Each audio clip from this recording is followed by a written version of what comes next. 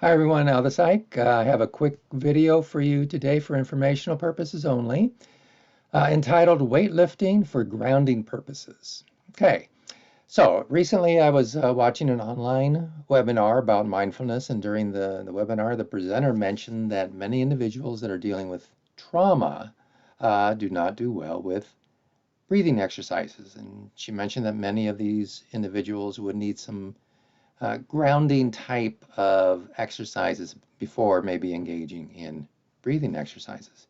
Well, I've done some recent videos, on the benefits of physical exercise, and the presenter's comment just kind of triggered me into, remembering some of the information I found while searching for information about the benefits of doing physical exercise. Now, first of all, why wouldn't somebody benefit from breathing exercises? Well, I think a good example would be to use a military individual, a veteran, say. So often veterans that are dealing with trauma tend to be on alert, okay? Like, what might happen, okay? And this makes sense in terms of military personnel whose very lives, used to maybe depend in part on being alert, making sure you're not going to get ambushed and that sort of thing. So breathing techniques put an individual in a situation which, he might actually feel unsafe because the breathing technique might reduce the level of alertness that's needed as a life-saving measure. Again, we're dealing with trauma here, so while there may not be any real danger at the time, say we're talking about a veteran who's not, in active service anymore, it can still feel that way. All right.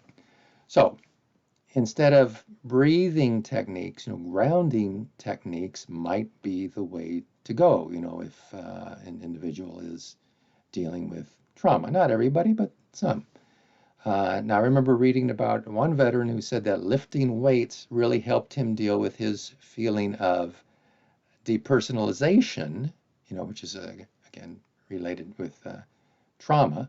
And depersonalization is like a feeling in which you kind of feel just basically detached from yourself, kind of like you're looking at yourself from a distance type of thing.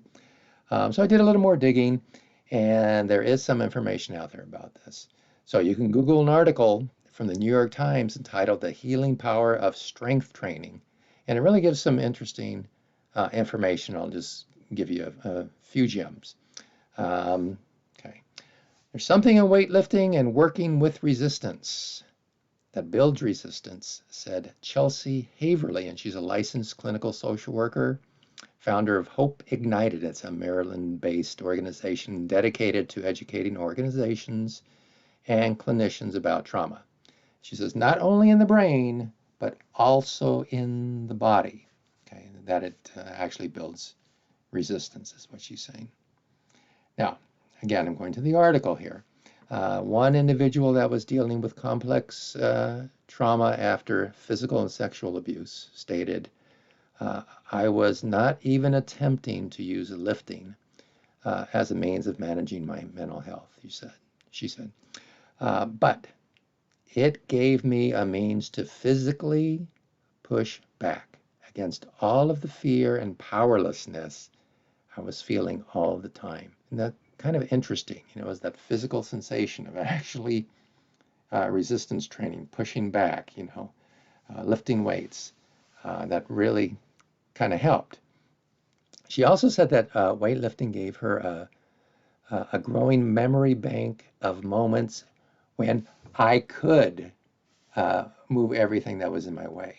So, she can kind of put this in her memory bank and actually use it when she needed to. And she said, after years of feeling hopeless, or helpless is what she said, it created more experiences of feeling powerful and strong and capable. So, wow, okay, for this individual at least, weightlifting really provided some benefits physically and psychologically.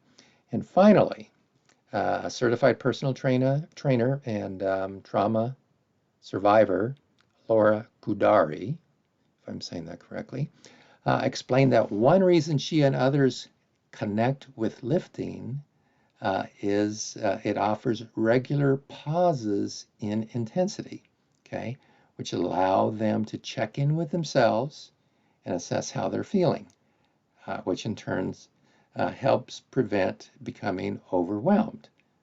Who would have thought? I never would have thought about that. So, you actually work out, and I think they make a reference to like exposure therapy, because sometimes it can kind of get a little overwhelming if you're trying to stay in the situation too long. Well, in case of weightlifting, you lift the weight, but then obviously you have to stop after a set. Your muscles are tired.